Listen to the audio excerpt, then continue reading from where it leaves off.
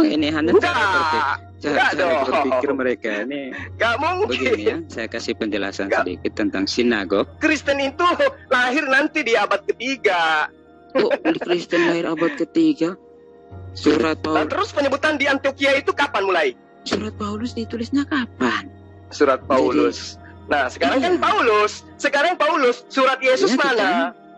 Bukan saya tanya, bukan ini kita coba mengapa untuk sesama kita untuk saling bisa saling mengerti tentang apa yang menjadi kerangka berpikirnya.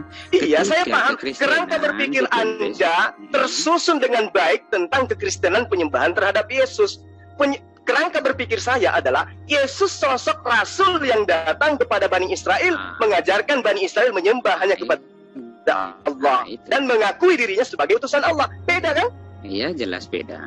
Nah, maka dari itu. Nah, sekarang Yesus mengajarkan apa yang saya katakan atau Yesus mengajarkan apa yang Anda katakan? Ketika kita melihat tentang Yesus, tentu kita akan bertolak pada iman kekristenan. Setuju atau tidak? Kenapa bisa gitu? Kok bisa gitu? Karena ini adalah iman Kristen. Lah, iman Kristen ya iman Kristen, tapi ajaran Yesus ya ajaran Yesus, berbeda dong. Dalam Matius 16 ayat 16, baca dulu dong. Kalau Anda ingin mencari jejaknya, Matius 10 ayat 5 ayat 6. Coba Anda baca. Matius 16 ayat 16. Matius 5 ayat 6. Matius 10 ayat 5 ayat 6. Santo Petrus mengatakan Yesus siapa? Matius 10 ayat 5 ayat 6. Itu lebih masuk akal. Matius 16 ayat 16, Petrus mengakui Yesus adalah anak Allah. Terus kalau anak Allah, jadi dia adalah Allah gitu. Kamu mengerti pengertian dari anak tunggal Bapa nggak? Saya ngerti. Saya ngerti. Anak Allah itu artinya adalah hamba Allah, orang yang dekat kepada Allah. Loh, paham saya. Saya bicara monogene, saya bicara bar-alaha, bukan yang kamu maksud. Yang kamu maksud itu bukan bar-alaha, yang kamu maksud itu adalah bar-abas, putra Bapa. Jangan ngibul. Gunakan bahasa Anda dong, bahasa Yunani. Tahu Petrus, bagaimana Petrus menyatakan siapa Yesus? Yesus, Petrus mengajarkan Yesus itu adalah Mesias. Udah selesai, orang yang diurapin. Terus apa masalahnya? Yesaya 9 ayat 6, arti dari Mesias itu apa? Oh, itu kamu ambil lagi kitabnya Bani Israel. Oh tidak, itu kitab kami, sudah dijelaskan. Kitab kamu? Hah? Iya.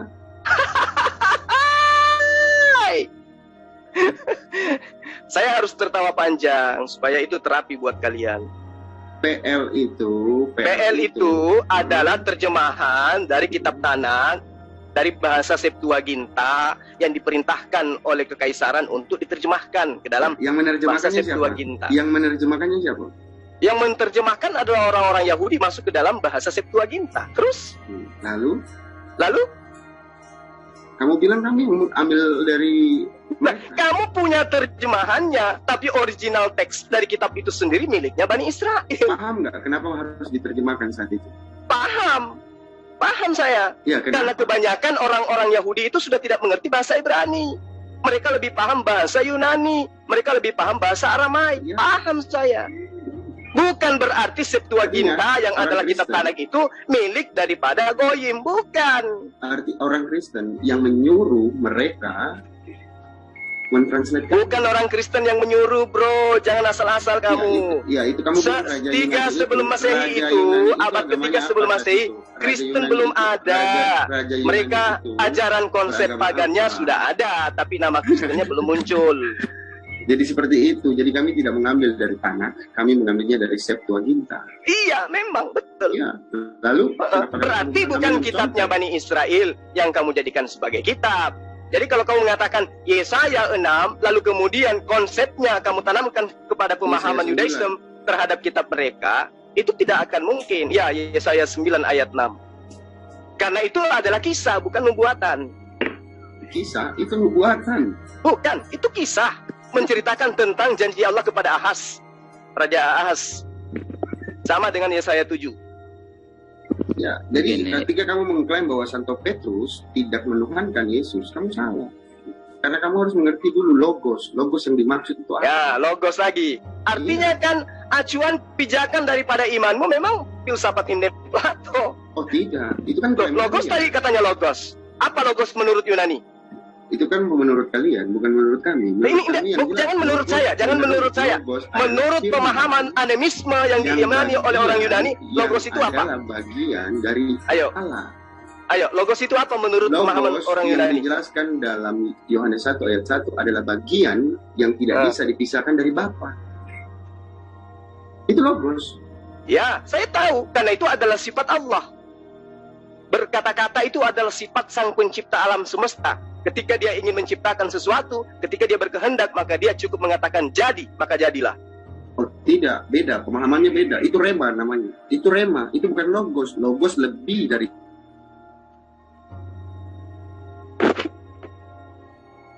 Ya, jadi kesimpulannya, ajaran Yesus di usia 13 tahun sampai usia 29 tahun itu lebih mendekati ajaran yang diterangkan di dalam Markus 14 ayat 3. Datanglah seorang perempuan membawa suatu buli-buli pualam berisi minyak kasturi yang sangat mahal harganya. Setelah dipecahkannya di leher buli-buli itu, dicurahkannya minyak itu ke atas kepala Yesus. Ini mereka sedang praktekkan apa ini?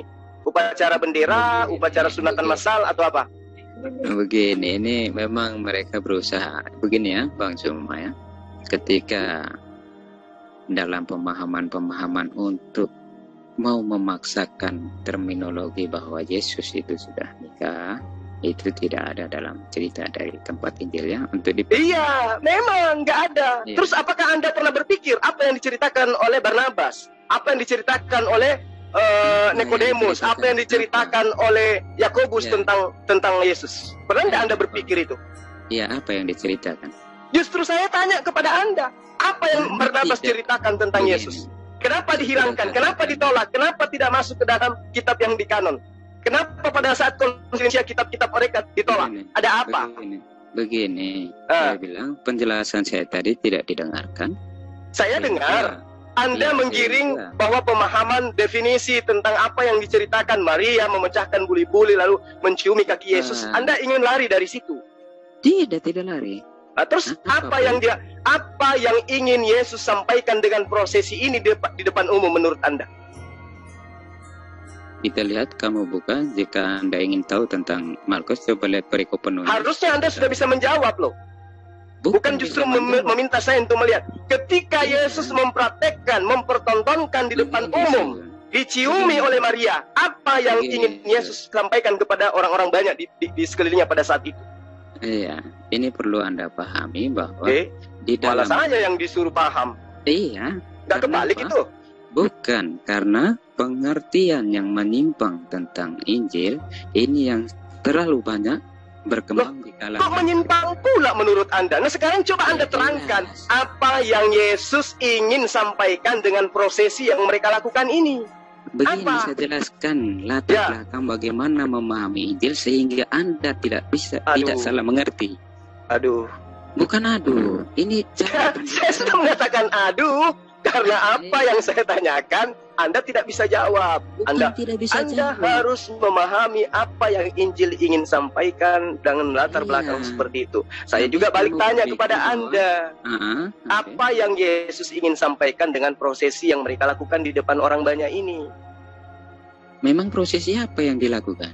Maria mengambil setengah kati minyak kasturi yang mahal harganya, lalu meminyaki kaki Yesus dan menyekanya dengan rambutnya, dan bau minyak semerbak di seluruh ruangan rumah itu. Iya, setelah apa itu yang mengatakan apa? Apa yang mereka ingin lakukan di sini? Iya, setelah itu ketika ada percakapan dengan siapa? Rasul yang Yudas yang menanyakan tentang apa gunanya itu, Yesus mengatakan apa? Ya, Yesus mengatakan apa? Iya, Yesus mengatakan biarkanlah dia melakukan ini. Untuk apa? Untuk apa? Menghapus dosa, pertobatan. Jelas dia sudah mau menjalani peristiwa penyaliban itu. Kok jadinya Yesus yang jadi sasaran? Ini Maria melakukan apa ini? Iya, kan saya sudah katakan ketika memahami tentang Injil, setidaknya Anda tahu latar belakang ini sehingga tidak salah mengartikan. Nah, apa latar belakangnya menurut Anda? Coba. Begini, kita ambil contoh Matius ya. Markus ya. Markus 14 coba Anda kupas. Ya, coba. Bukan begini. Tentang Markus itu sendiri, latar belakang Markus. Kita harus tahu itu semua, baru bisa masuk ke dalam, baru tahu. Tentang Injil. Jadi apa jadi apa berpikir gunanya bahwa coretan? Jadi apa gunanya coretan-coretan yang ada di kitab Markus ini? Kamu berpikir bahwa Injil itu sama dengan kita memahami Quran. Beda. Loh, kok kenapa bawa Quran lagi? Saya tidak mungkin. Al-Quran itu kalamullah, kitab Anda itu tulisan manusia biasa. Tulisan Markus, Lukas, orang yang dikatakan Matius. Dah. Cara mengertinya itu berbeda. Ya, dengan Roh Kudus. Bukan. Lalu kita apa? mengerti dulu konsepnya bagaimana tulisannya. Ya. Di mana kita tahu Injil ini adalah jenis sastra. Ya. Oke, ini kerangka dasar memahami tentang Injil ini ya. Jadi kita belajar sastra nih, bahasa Indonesia nih sekarang. Bukan belajar tentang firman Tuhan. Iya jelas, karena ini adalah firman Tuhan. Ini adalah firman Tuhan yang menggunakan 100% karya manusia. Itu perlu digarisbawahi. Mantap. Iya, memang ini adalah ajaran gereja.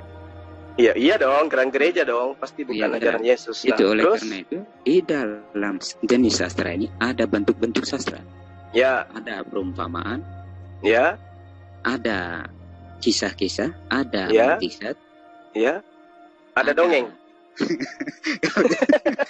Bukan itu ajaran gereja itu. Iya jelas, kita mengajarkan ajaran gereja dong. Masa saya mengajarkan ajaran saya? Iya betul, ajaran gereja itu. Betul, saya setuju kalau ajaran gereja. Ya, bukan ajaran Yesus.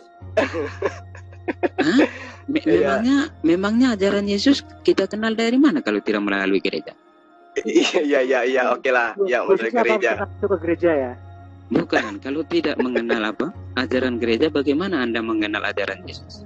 Ya, kalau tidak melalui gereja apa enggak ya kira-kira? Ya jelas pemahamannya berbeda. Coba dipikirkan bahwa Yesus itu waktu hidupnya pernah enggak masuk ke gereja. Atau kalian dengan PT-nya itu ajaran gereja, ya udah nggak apa-apa. Begini, coba mengerti. Iya saya tahu. Coba mengerti kerangka berpikirnya bahwa Yesus ini sebagai tokoh utama di dalam kekristenan, iman Kristen, bukan berarti Yesus ini adalah mengenal Kristen. Pertanyaan gini akan Anda salah. Sesuatu yang lucu. Anda salah. Apalagi Yesus pernah masuk gereja. Anda keliru di situ, Bang Yerhanas. Ya. Yesus itu bukan tokoh utama. Tokoh utama di dalam kekristenan itu adalah penulis kitab Anda. Jadi apa yang mereka tuliskan itu yang Anda lakukan, itu yang Anda imani. Yesus itu hanya sebagai tameng. Begini, jika pewarta itu adalah tokoh utama, berarti kami inilah dia mewartakan tentang dirinya. Ini mewartakan tentang Yesus. Iya, dan bagaimana Anda percaya itu kan? Ya jelas dari pewartaannya lah kami percaya. Kalau tidak dari pewartaannya, kita tahu dari mana? Nah, itu dia makanya. Sementara harusnya Anda itu berpikir, dia Yesus di dalam pewartaan ini diceritakan oleh pewarta, Yesus itu menyampaikan segala firman. Nah, mana segala firman itu? Ya dari pewarta itu kita lihat yang ada. Yang tidak ada yang mana? Ya dari hasil pewartaan ini kita mengenal Yesus. Logika kan simpel. Kenapa Anda mengatakan tidak Anda balik? Dari pewartaan Yesus kita mengenal pewarta ini. Kenapa tidak dibalik? Ya jelas tidak kenal. Oh, tidak kenal. Kenapa? Bukan tidak kenal. Jadi? Bukan tidak kenal, tidak kenal. Maksudnya tidak pada pemikiran yang tepat. Karena yang menjadi sumber berita siapa? Kalau dia sebagai sumber berita, bagaimana mungkin dia sumber berita memberitakan bahwa nanti ada yang memberitakan tentang aku? Bagaimana? Bagaimana ketika dengar dulu, ketika rebah di jalan menuju Damsik, siapa yang berbicara, akulah Yesus yang kau aniaya? Maksudnya? Enggak ada. Coba Anda jawab aja dulu. Kita beranalogi untuk memahami bahwa seharusnya yang memberitakan tentang Lukas, Markus, Matius sebagai orang-orang yang ditunjuk sebagai pewarta itu adalah Yesus. Betul? Siapa yang bilang? Loh. Jadi siapa yang menunjuk mereka ini menjadi rasul, menjadi penulis? Siapa yang menunjuk mereka menjadi penulis? Itu yang saya tanya juga. Sampai-sampai saya mau menangis. Bukan, ini saya pun heran. Siapa yang menunjuk mereka? Iya, saya juga heran. Siapa yang menunjuk mereka menjadi penulis? Tidak, gini, dalam kerangka berpikir. Sampai kesel kamu mas. ketika ya. Bang Juma kita ikuti kerangka berpikir dia apa? Gimana coba Pak? Kerangkanya gimana? Iya, kan yang mudahnya tuh gini. Iya. Sudah jelaskan banyak ya, banyak yang dijelaskan silakan, tentang penulisan ini bahwa selama hidup Yesus itu kerangka dasarnya itu mesti dipahami. Iya. Murid-muridnya dan Yesus hidup bersama dalam kebersamaan ini, bahkan para muridnya belum mengenal secara persis siapakah itu Yesus. Hanya ketika melalui peristiwa kematian, kebangkitan, dan turunnya Roh Kudus di peristiwa Pentakosta. Berarti Yesus tidak pernah mengajarkan selama dia hidup, dia tidak pernah mengajarkan. Ya, maksud saya tentang mengenal secara samar ini maksudnya apa? Tapi kan Yesus sudah mengatakan dia dalam mengajarkan, Yohanes tetapi 17 ayat apakah 8. para muridnya semasa hidupnya mengenal betul pengajarannya? Tidak. Kan segala firman yang engkau berikan kepadaku telah aku sampaikan kepada mereka. Berarti apapun yang berkaitan dengan Yesus, Yesus telah sampaikan kepada orang-orang ini. Itu siapa yang mengatakan? Itu ada di dalam kitab Anda, Yohanes 17 ayat 8. Iya. Oleh karena itu dari pewarta ini kita mengenal Yesus. Ya. Bukan sebaliknya dari Yesus kita mengenal pewarta. Benar. Saya paham. Tapi ketika Yesus itu datang sebagai guru, Yesus mengajarkan segala firman yang Yesus terima dari Tuhannya. Nah, mana firman-firman itu? Kamu menanyakan itu dari siapa yang mewartakan? Itu semua dari pewarta. Pewarta mewartakan ini dan Anda tidak terima. Iya, maksud saya gini loh. Yesus datang sebagai guru. Ya toh? Dia datang sebagai pengajar. Dari mana Anda tahu itu? Ya, di dalam kitab Anda. Iya, dari pewarta kan? Iya, betul. Oke. Ya, oke. Kita lihat dari pewarta. Anda bisa nggak membedakan antara firman-firman yang diterima Yesus dari Tuhannya dengan perkataan-perkataan pewarta ini? Maksudnya? Kan yang menjadi narasumber pemberitaan firman Tuhan itu adalah Yesus. Iya. Nah, mana firman dari Allah yang diterima Yesus itu? Ada di dalam kitab Anda. Iya, di dalam pewarta ini. Ya, nah sekarang saya tanya. Sekarang saya tanya, mana firman-firman yang Yesus terima dari Allah? Yang disampaikan oleh pewarta. Nah, di dalam penyampaian pewarta, di dalam karya tulisnya itu, apakah semuanya 100% firman yang Yesus terima dari Tuhan? Begini, apa yang dimaksud mewartakan tentang Yesus? Oh, berarti Anda sudah paham. Kalau di dalam kitab, jadi Anda belum paham. Begini, maksudnya bukan sudah paham maksud Anda itu, karena apa saya mau mengatakan bahwa pewarta mau mewartakan tentang siapakah Yesus ini. Iya, berarti di dalam karya tulisnya bercampur aduk antara firman yang Yesus terima dengan berita-berita yang bersumber dari pewarta itu sendiri, betul? Ya, jelas karena dalam kerangka iman Kristen bahwa pewahyuan itu melibatkan 100% karya manusia. Berarti kitab Anda tidak 100% perkataan Yesus.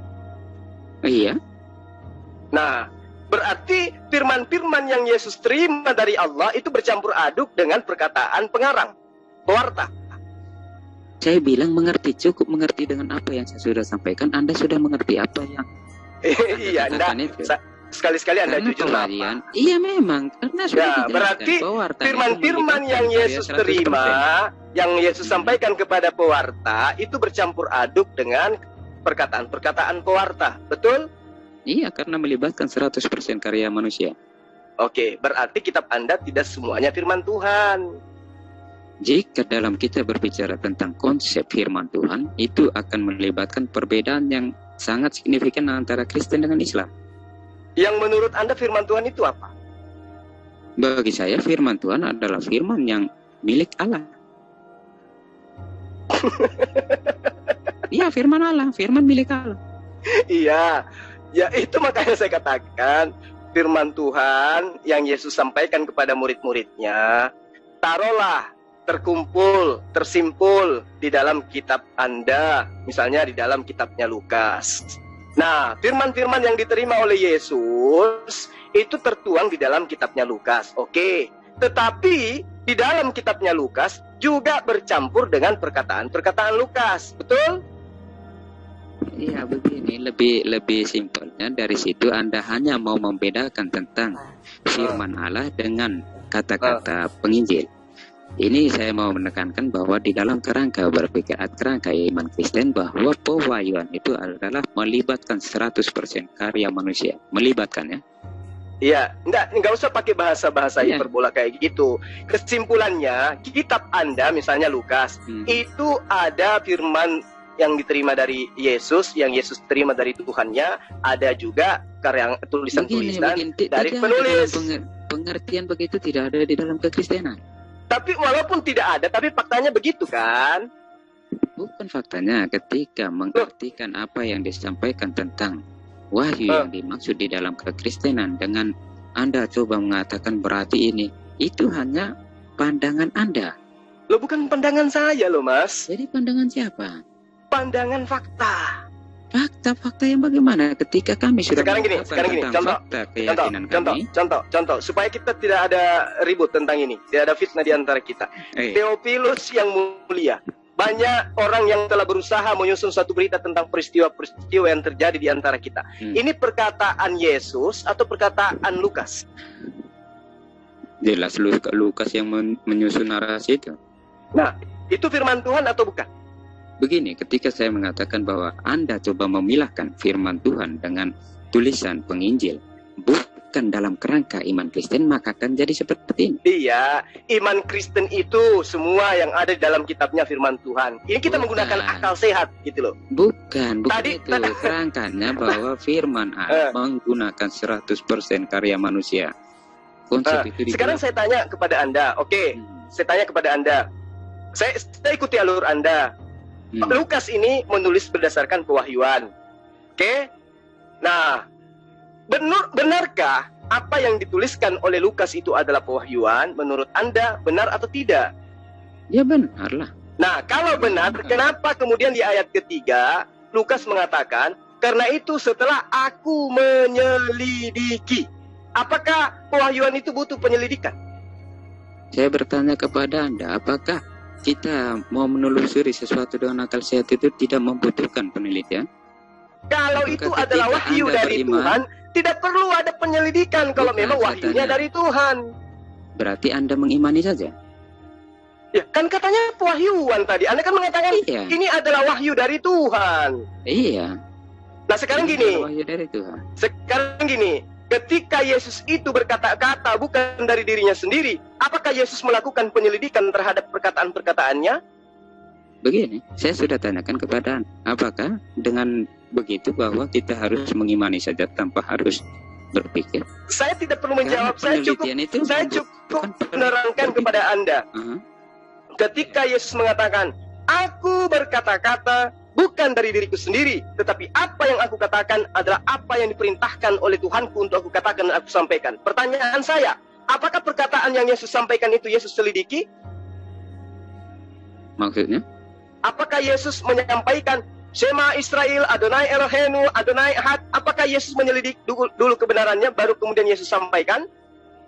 Dia adalah kebenaran, bagaimana dia mau menyelidiki? Nah, berarti dia tidak menyelidiki karena itu adalah firman Tuhan. Ya, karena kenapa Lukas melakukan penyelidikan? Dia manusia. Hah? Dia manusia.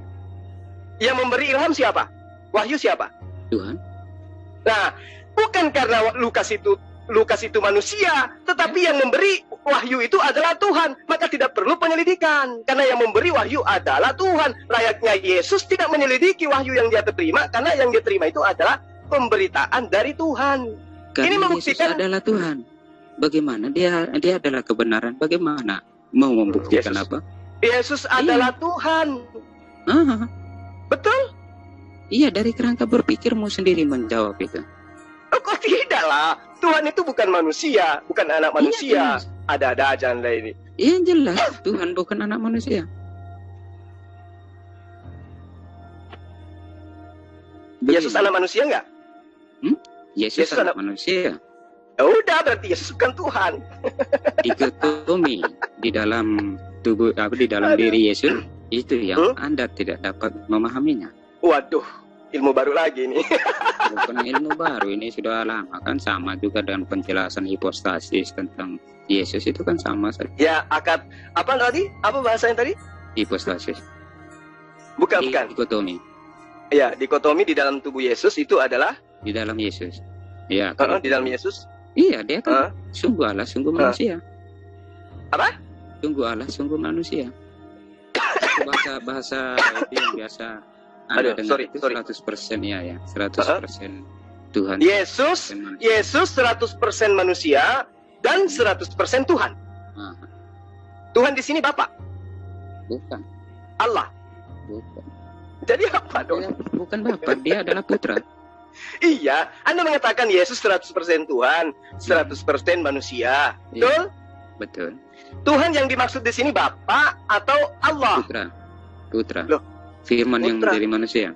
Putra yang sopir saya itu atau yang mana ini? Karena itu pahami tentang indikasi yang diinformasikan di dalam. Hari ini saya banyak ketawa.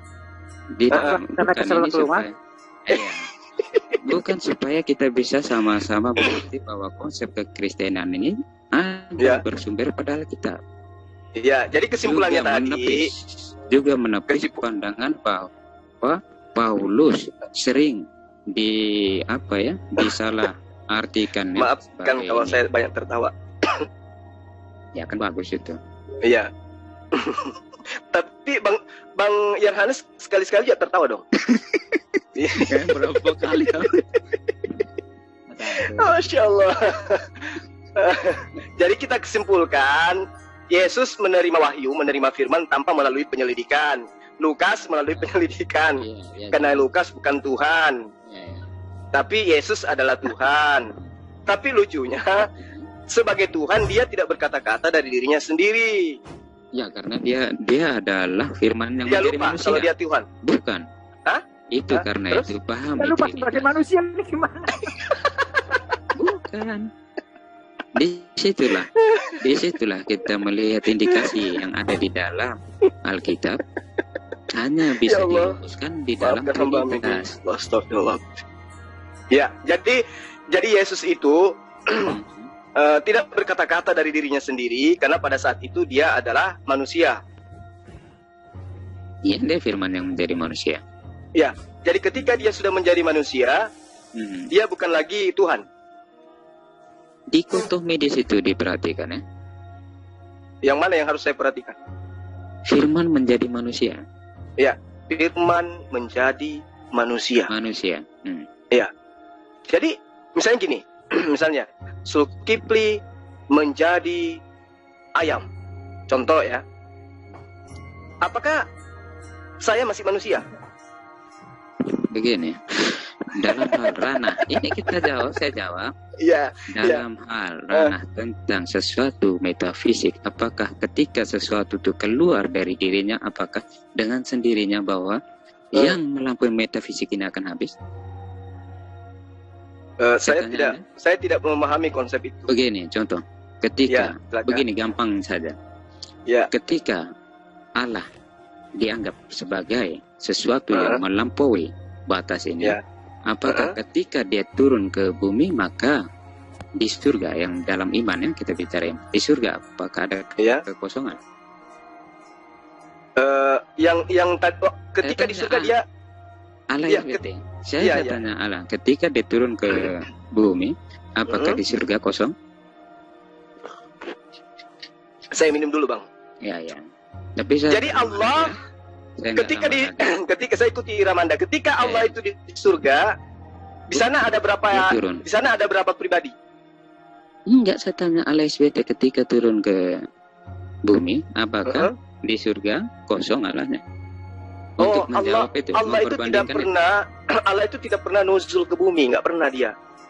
Pada malam hitungan malam ketika mau menjalang itu tentang ini saya pernah baca. Itu kekuasaannya dia, itu pengampunannya, maghfirahnya dia, bukan wujudnya, bukan esensinya. Nah sekarang itu saya tanya juga, sama juga pengertiannya. Jadi Yesus itu yang menjadi manusia apa? Firman menjadi manusia. Nah, apakah Bapa itu adalah firman? Bapa bukan firman, tetapi firman berarti yang satu. Berarti yang menjadi manusia bukan Bapa. Bapa bukan firman gimana? Bukan. Bukan. Ini konsep-konsep. Iya. Menarik ini bang. Ngantuk saya jadi hilang. Ya. Jadi Bapa itu bukan firman. Bukan. Jadi firman itu apa? Bapa. Firman bersama Bapa. Bagaimana? Maksudnya ibarat saya bersama dengan Bang Yohanes gitu. Bukan. Itu Jadi, hal materi tidak bisa. Jadi gimana ceritanya? Pikiran dengan gagasan. Oh, pikiran dengan gagasan. Bapa adalah pikiran, gagasan adalah firman. Oh, kita perbandingkan seperti itu. Oh. Jangan perbandingkan ke hal materi. Oh gitu. Nah, jadi firman ini adalah gagasan. Bukan, kita analogikan. Kita tidak bisa mengartikan itu sebagai sesuatu yang definitif. Hanya bisa menganalogikan. Tetapi analogi itu harus sepadan dengan apa? Apa yang mau kita dapatkan. Nah, gagasan keluar dari pikiran itu sama nggak? Beda lah.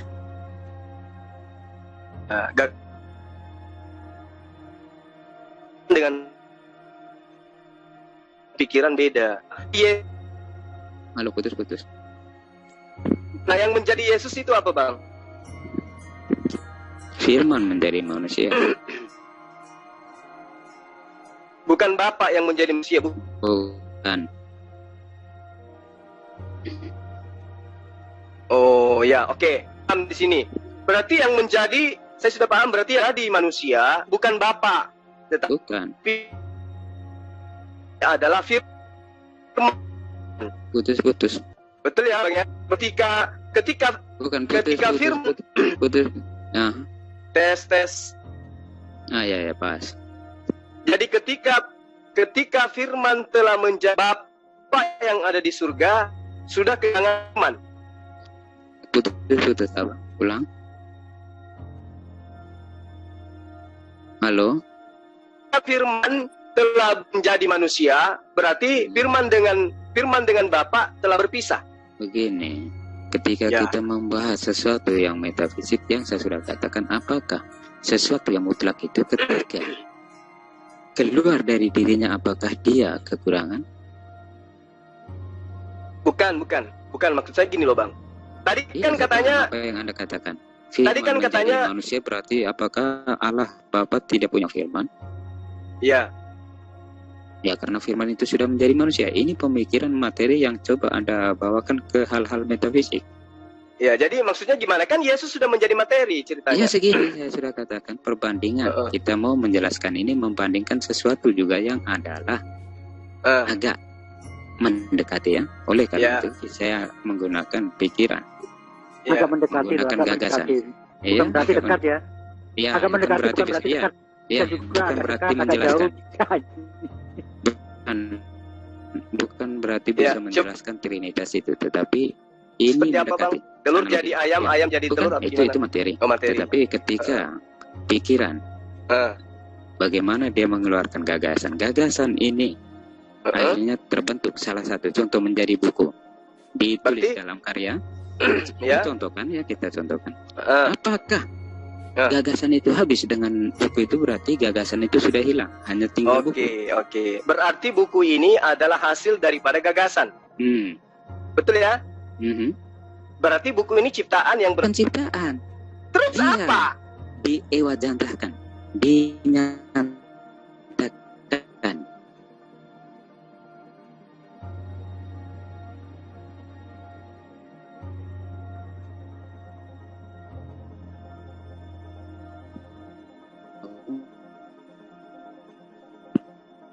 Kalau saya enggak, ya banyak waktu ini paling. Ya, bagus juga. Saya suka. Enak-enak begini ya, nggak usah. Ya. Saya suka gini. Ada berapa? Ya Bang dulu ya. Tadi saya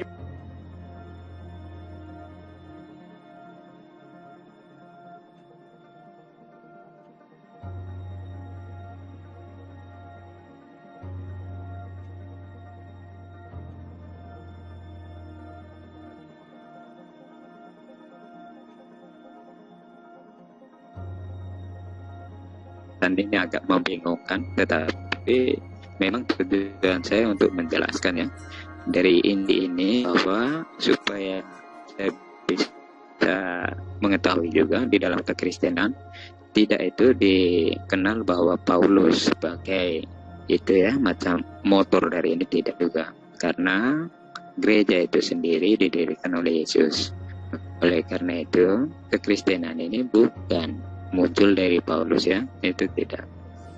Kedua, tentang Injil apa itu yang saya informasikan ini biasanya ini agak sejajar dengan apa yang disampaikan gereja, karena begini ya, banyak yang kawan-kawan kita jelaskan ini kadang sering mengambil ayat ini yang sedikit agak merisaukan. Karena apa? Ini sudah ke ranah tafsir. Ketika kita bicara ranah tafsir, setidaknya siapakah yang kita maksudkan di dalam otoritas? Assalamualaikum. Ya. Halo, saya nggak banyak waktu ini. Siapa? saya kembali lagi saya. Oh, kembali ya. Ini kebetulan saya nggak banyak waktu lagi, tinggal berapa menit. Ya, bagaimana? Ya, jadi gagasan tadi itu berubah menjadi buku. Contoh ya, kita analogikan gitu ya. Apakah gagasan dengan sendirinya akan hilang? Iya. Berarti yang buku ini ciptaan atau gagasan? Ini dinyatakan, maksudnya gagasan menyatakannya dalam bentuk buku. Ya, berarti buku ini adalah ciptaan yang berasal dari gagasan. Bukan ciptaan, maksudnya begini. Jadi gagasan dinyatakan di dalam buku itu. Iya.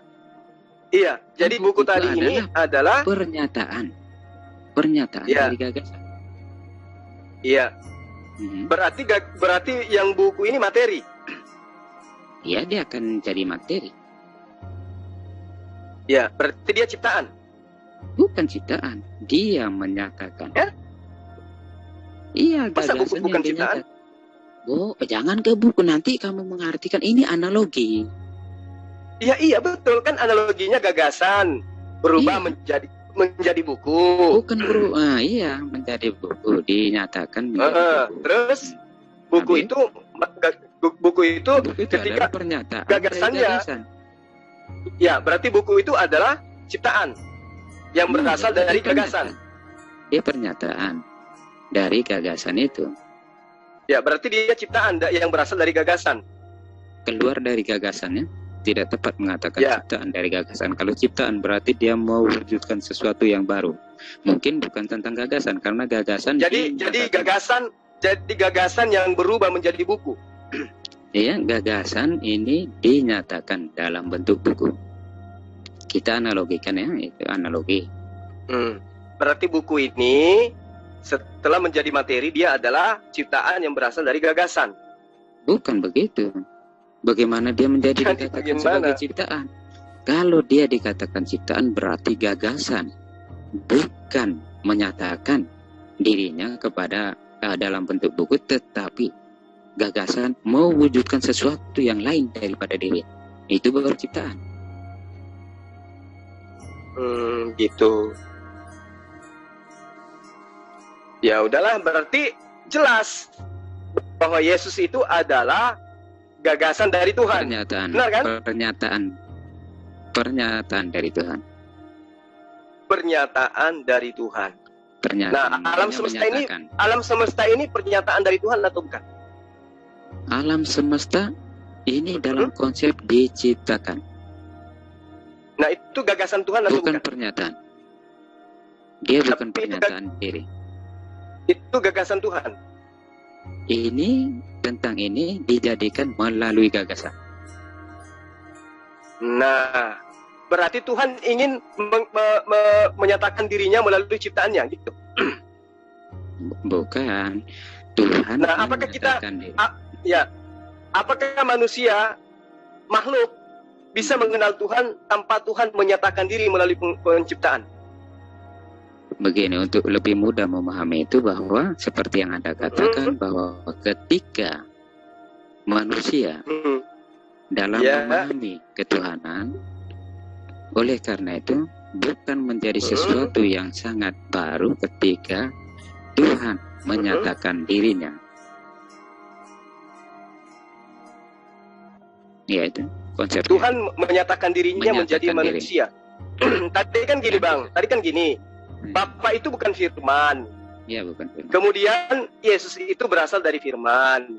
Berarti Yesus itu berasal dari gagasan. Bukan berasal dari firman. Yesus itu adalah firman yang menjadi Firman manusia. itu apa sih sebenarnya, Bang Yohanes?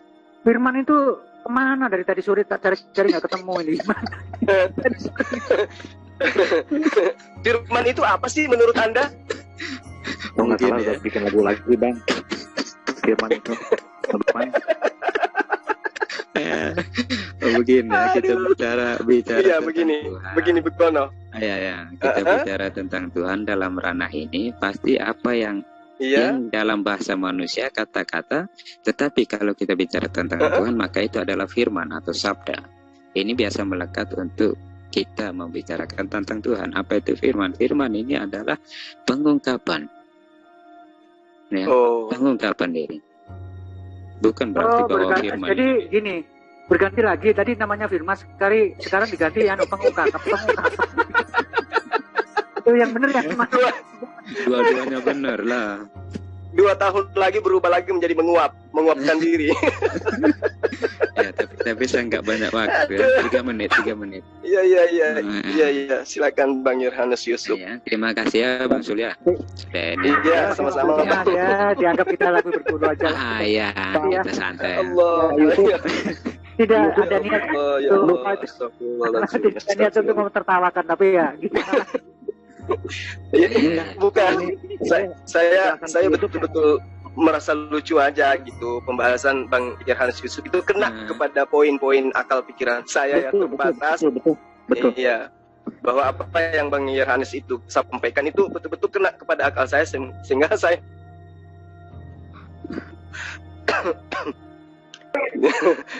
jadi ketika firman itu adalah pengungkapan, firman itu perspektif agama adalah perkataan dan sabda, dan Yesus itu adalah pengungkapan dan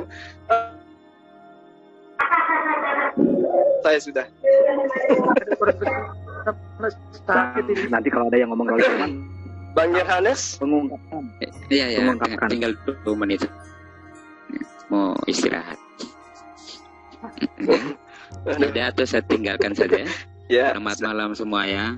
Ya. Pak Yusuf, makasih. Ya. Hiburan malam. Enggak, ini penjelasannya Pak Yusuf. Ya. Hiburan malam. Ya, oke ya. Sangat baik Pak Yusuf. Iya. Terima kasih ya Bang. Ya, oke. Anda begitu menghibur hari ini. Oke.